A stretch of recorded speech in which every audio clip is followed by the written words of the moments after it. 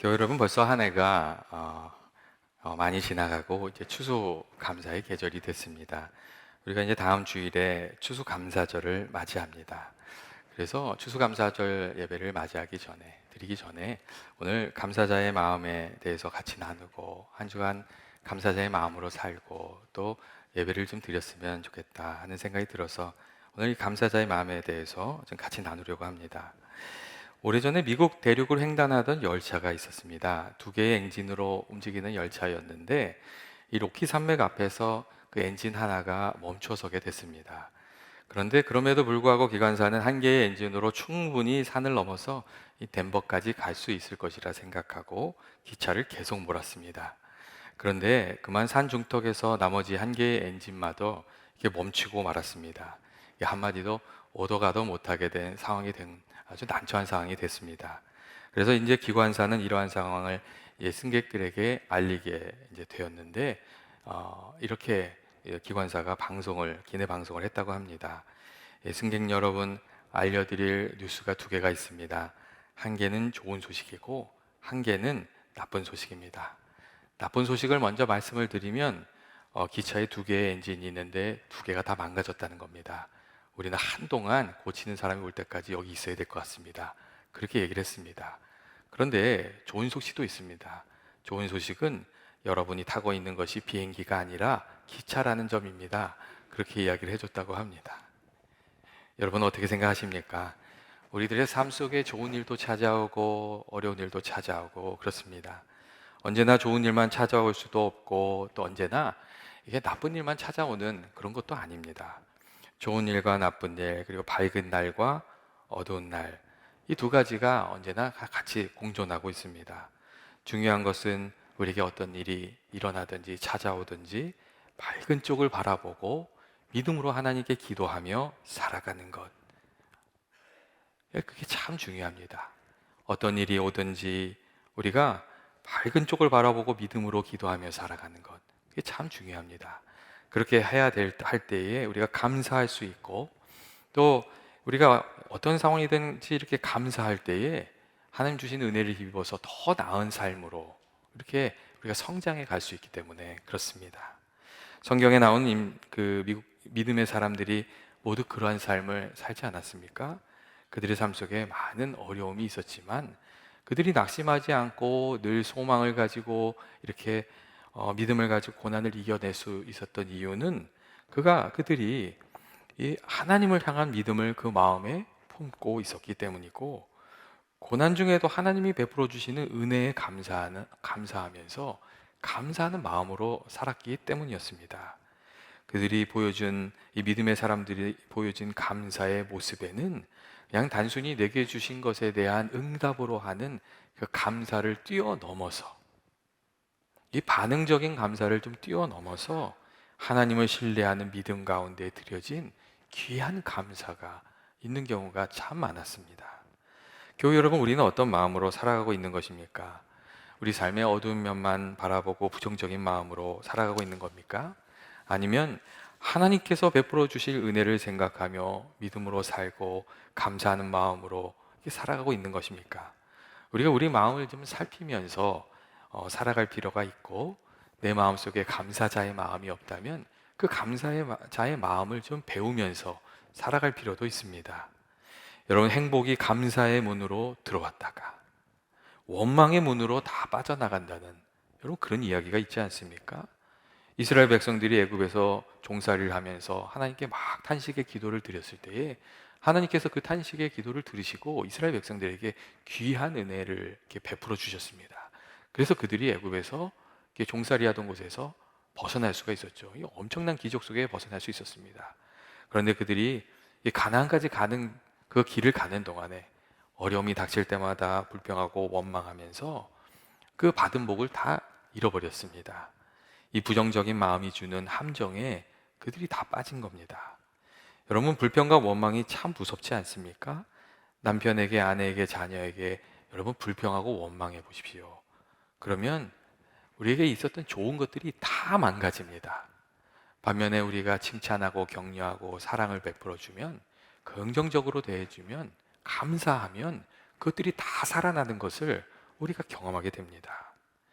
여러분, 이 하나님을 향한 믿음과 감사로 살았던 여호수아와 갈렙이 하나님이 약속해 주신 그 말씀대로 은혜를 받아서 가나안 땅에도 들어가고 또 하나님이 약속해 주신 그 땅도 기업으로 받았다는 것, 그것을 우리가 좀 기억할 필요가 있습니다. 감사할 때 인생의 문제가 풀리고 막혀있던 문이 열리고 더 풍성한 은혜의 삶을 우리가 살아가게 되는 겁니다. 감옥에 갇혀있던 사도 바울이 감사하고 찬송할 때 그 사도 바울을 얽어매고 있던 착고가 풀어졌던 것처럼 우리가 하나님을 믿는 믿음으로 살고 하나님께 감사하는 마음으로 이렇게 살아갈 때 우리들의 삶을 얽어매고 있는 문제들이, 우리를 괴롭히는 문제들이 하나씩 다 풀어지는 은혜가 있을 줄로 믿습니다. 여러분, 그렇다면 진정한 이 감사자의 마음은 어떤 겁니까? 진정한 감사자의 마음은 어떤 건가? 우리가 좀 생각해 볼 필요가 있습니다. 세상에는 세 가지 유형의 감사가 있는 것 같습니다.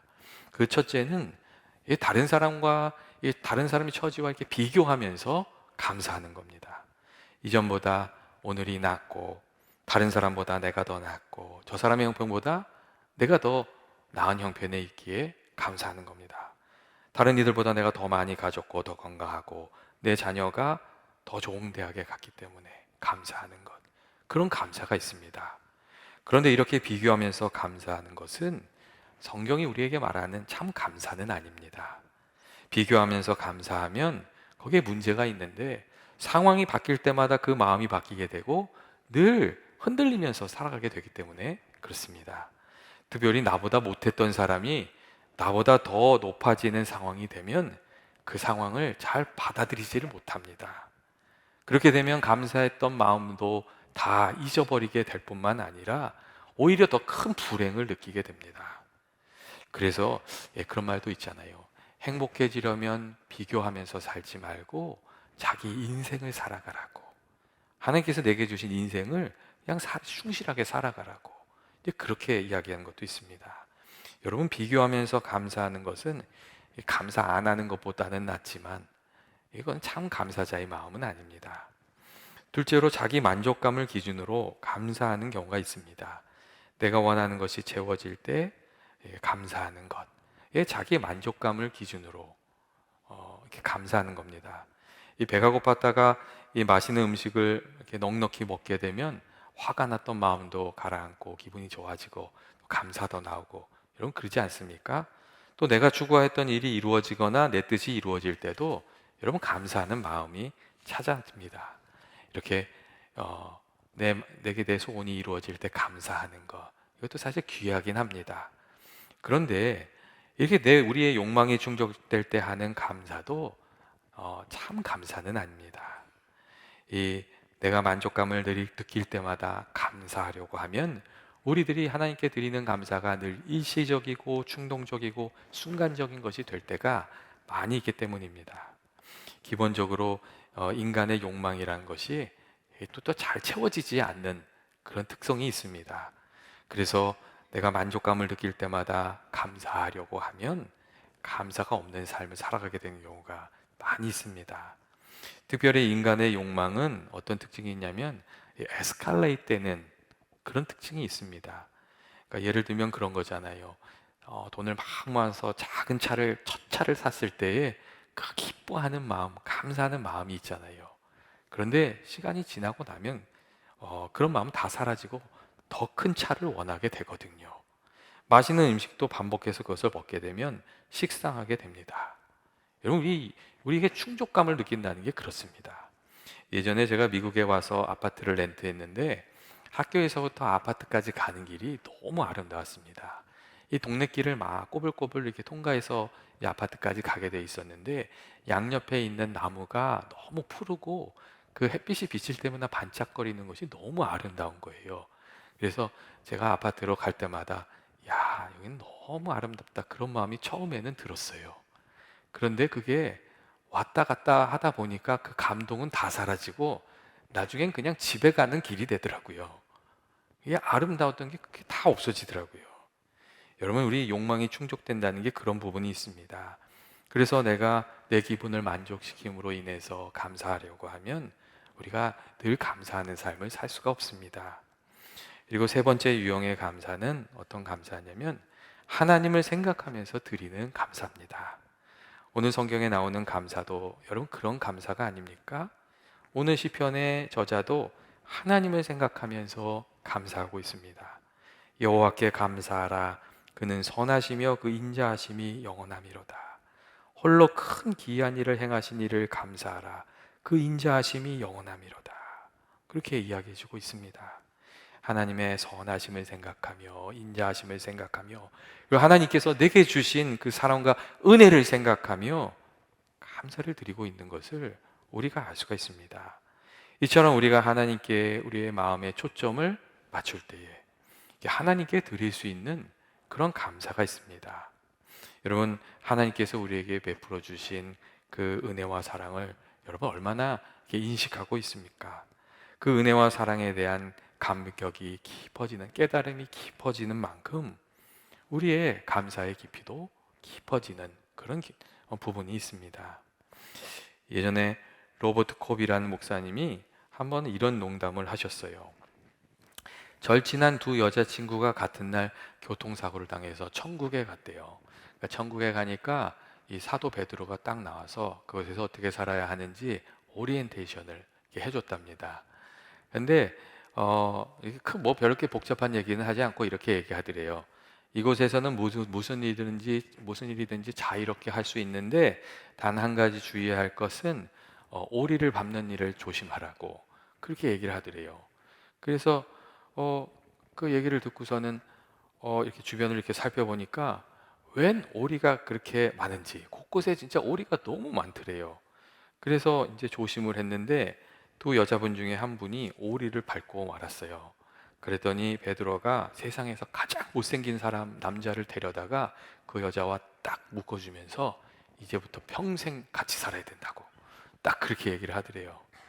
그러니까 그것을 보고 옆에 있던 그 여자분이 오리를 밟으면 큰일 나겠구나 이게 생각을 한 거예요. 그래서 오리를 밟지 않으려고 조심해서 보냈는데 며칠 후에 베드로가 또 한 명의 남자를 데리고 왔대요. 근데 딱 봤더니 그 남자가 너무 멋있는 남자인 거예요. 근데 그 남자하고 이 여자를 딱 묶어주면서 앞으로 평생 같이 살아야 된다고 또 그렇게 얘기를 하더래요. 그래서 너무 기분이 좋아진 그 여자분이 그래 물었대요. 제가 어쩌다가 당신과 묶이게 된 거지요? 그렇게 물어봤대요. 그러자 그 남자가 이렇게 얘기하더랍니다. 글쎄요, 저도 잘 모르겠지만 며칠 전에 제가 오리를 밟았어요. 이렇게 얘기를 하더래요. 그냥 웃은 얘기죠. 조크죠. 근데 로버트 목사님이 이 이야기를 하면서요, 무엇에 대해서 얘기했냐면 은혜에 대해서 이야기를 했어요. 이 목사님 무슨 얘기를 하셨냐면 잘생기고 능력 있는 사람이 잘생기고 능력 있는 사람하고 만나는 거는 그건 은혜가 아니라는 거예요. 은혜라고 얘기하지 않는데요. 하지만 부족하기 짝이 없는 이가 너무 귀한 사람을 만나게 되고 더 나아가서 그분으로부터 진실한 사랑을 받으면서 살아가게 되는 것은 그건 정말 너무 귀한 은혜라고 그렇게 이야기를 해 주었어요. 그러면서 하나님께서 우리에게 그런 은혜를 베풀어 주시지 않았냐고 그런 이야기를 했습니다. 죄와 허물로 얼룩진 우리에게 하나님께서 예수님을 주시고 또 예수님 안에서 용서도 받게 하시고 하나님의 사랑을 누리면서 살게 하셨다면 그게 은혜인 것이 아니냐고 그런 이야기를 해 주었습니다.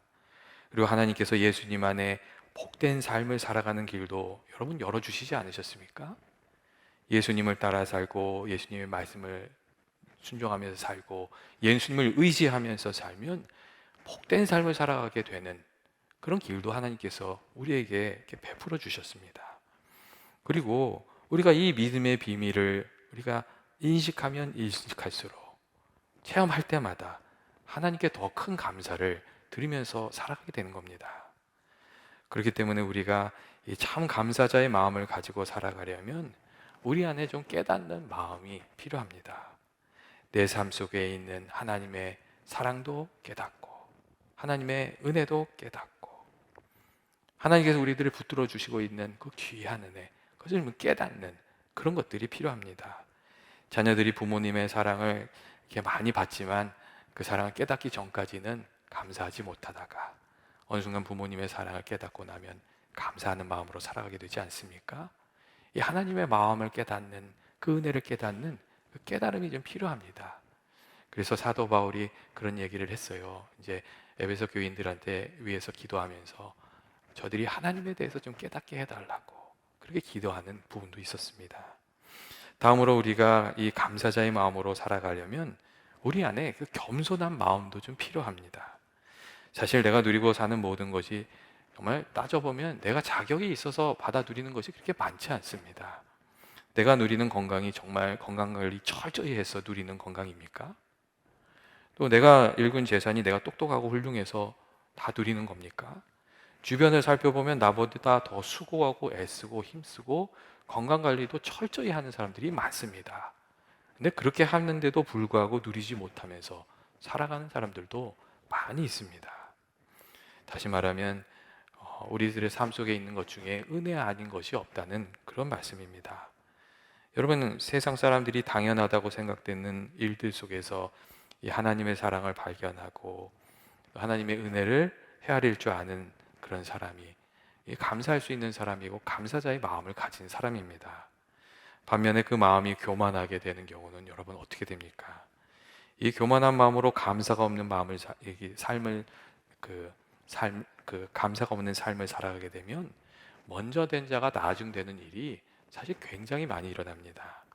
나의 부족함을 알기에 늘 감사하면서 사는 사람들은 사람들에게 환영을 받고 하나님께 귀중히 여김을 받으며 하나님의 도우심을 받아 살기 때문에 그 시간이 지날수록 잘 되는 삶을 살아가게 됩니다. 반면에 그 마음이 교만하고 다른 이들에게 감사할 줄 모르는 사람은 시간이 지날수록 사람들에게 환영을 받지 못하게 되고 하나님의 은혜도 받지 못하게 됩니다. 결국은 먼저 되었다가 나중이 되는 일이 적지 않게 일어납니다. 그 교만이 심판을 받는 것이라고 그렇게 할 수가 있습니다. 그렇기 때문에 우리가 이 농부들이 가지고 있는 그런 좀 겸손한 마음, 그것을 좀 배울 필요가 있습니다. 농부들이 그 마음에 겸손함이 있습니다. 이 추수철에 곡식을 거두기 위해서 농부들이 많은 수고를 하죠. 봄에 씨를 뿌리고 여름에는 땀을 흘리고, 하지만 그 마음에는 교만함이 없습니다. 왜냐하면 바람만 세게 불어도, 비만 좀 세게 와도, 그리고 병충해가 한번 휩쓸고 지나가면 그 많은 수고가 아무것도 아닌 것이 될 수 있다는 것을 농부들은 잘 알고 있기 때문에 그렇습니다. 여러분, 올해 중국에서 그런 일들이 일어나지 않았습니까? 비가 오지 않아서 황하강이 말라서 그 서해까지 오는 물줄기가 말랐다고, 그래서 농사가 망쳤다는 얘기가 참 많습니다. 그리고 메뚜기 떼가 또 창궐해서 농산물에 엄청난 피해를 입혀가지고 오리군대를 보냈다는 그런 기사도 있었습니다.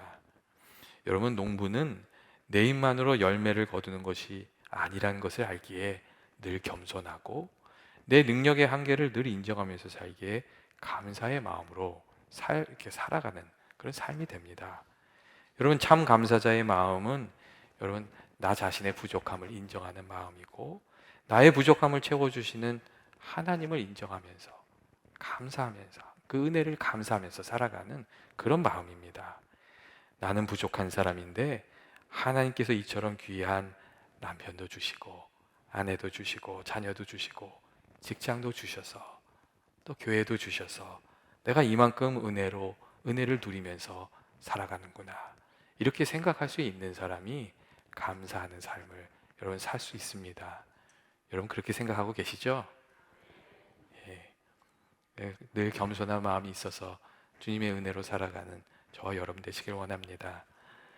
마지막 우리가 하나님께 그 하나님 앞에서 감사자로 살아가려면 하나님께서 베풀어 주시는 그 영적인 복의 눈이 띄어지고 영적인 좀 안목이 이렇게 열려야 됩니다.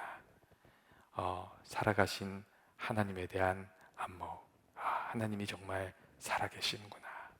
하나님이 정말 나를 사랑하시는구나.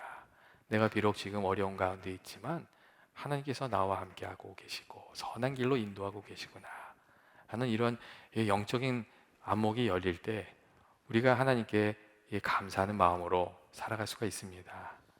우리들이 살아가다 보면 여러 가지 어려운 일들이 있습니다. 이 세상적인 상황만 보면 이렇게 감사할 수 없는 때가 많이 있습니다. 하지만 우리들의 마음이 성령의 은혜 가운데 열려서, 우리의 영안이 열려서 주께서 나와 함께 계심을 바라보고 또 그것을 확신할 수 있으면 그 안에서 주님으로 인해서 감사드리면서 살아갈 수가 있습니다.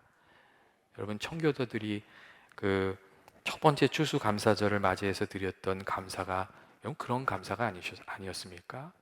그들의 삶이 사실 많이 어렵습니다. 하지만 어려운 중에도 그들이 하나님을 바라보고 하나님의 은혜를 생각했기에 첫 번째 그 추수감사절을 시작할 수 있었습니다.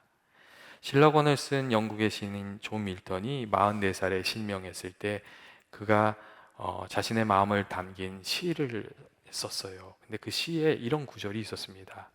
주께서 내 육신의 눈을 어둡게 하심으로 주님만을 뵐 수 있는 마음의 눈을 열어주신 것을 감사합니다. 그런 글을 썼어요. 그가 막 큰 어려움에 처하게 되었지만 하나님을 바라보는 그 영적인 안목이 열렸기에 좌절하지 않고 낙심하지 않고 그 인생의 다른 박질을 끝까지 그 믿음의 경주를 달려갈 수 있었다는 겁니다. 비록 물질적인 것은 없으나 영적인 것을 얻고 순간적인 것을 잃었으나 영원한 것을 얻고 세상적인 것을 다 잃었으나 확실하고 영원한 가치를 얻었기 때문에 그는 감사하는 마음으로 살아갈 수가 있었습니다. 여러분, 우리가 잘 아는 송명희 시인도 그런 삶을 살지 않았습니까? 그가 아주 불편한 장애자의 몸을 가지고 있었지만 하나님을 만났기 때문에 은혜를 경험했기 때문에 영안이 열렸기 때문에 감사함으로 살아갈 수 있었습니다. 하나님께서 우리들의 영적인 안목을 열어주셔서 주의 사랑을 깨닫게 하시고 은혜를 깨닫게 하시고 감사로 살아갈 수 있게 해달라고 그렇게 기도하면서 살아가는 저와 여러분이 되시기를 원합니다.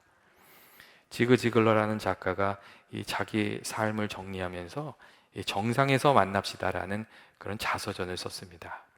그의 책의 맨 마지막 부분에 그리고 그가 자신의 삶을 정리하면서 이런 말을 적었어요.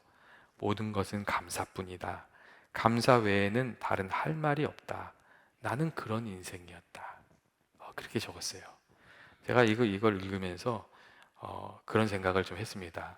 저도 무슨 일을 하든지 마지막은 감사였으면 좋겠다. 그런 생각을 했어요.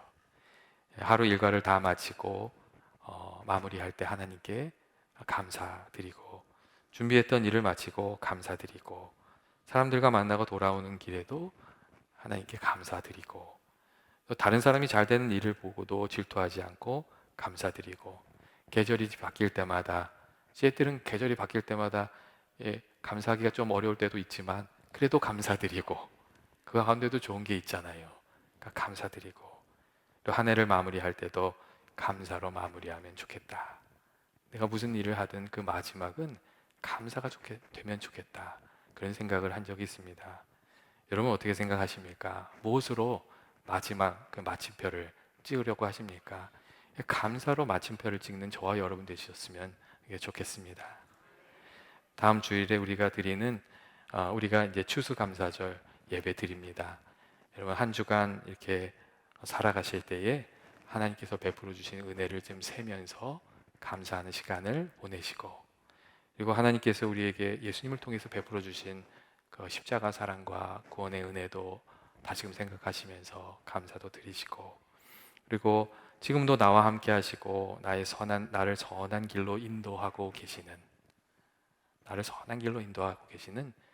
주님의 그 은혜를 생각하면서 감사하게 되는 저와 여러분 되시길 원합니다. 감사로 이렇게 한 주간 잘 사시고 다음 주일에는 우리가 다 같이 모여서 추수감사 예배 이렇게 드리게 되기를 주의 이름으로 축원드립니다. 같이 기도하시겠습니다. 사랑과 은혜 많으신 하나님 아버지, 부족한 저희들에게 아버지 헤아릴 수 없는 귀한 은혜 허락해 주셔서 감사드립니다. 하나님 아버지, 저희들의 마음과 생각을 지켜주셔서 아버지 은혜를 은혜로 아는 마음을 저희들에게 허락하여 주시고 아버지 저희가 깨닫는 마음 가지게 해주셔서 어떤 일을 하든지 저희가 감사로 감당하고 감사로 마무리할 수 있는 저희들 되게 하여 주옵소서.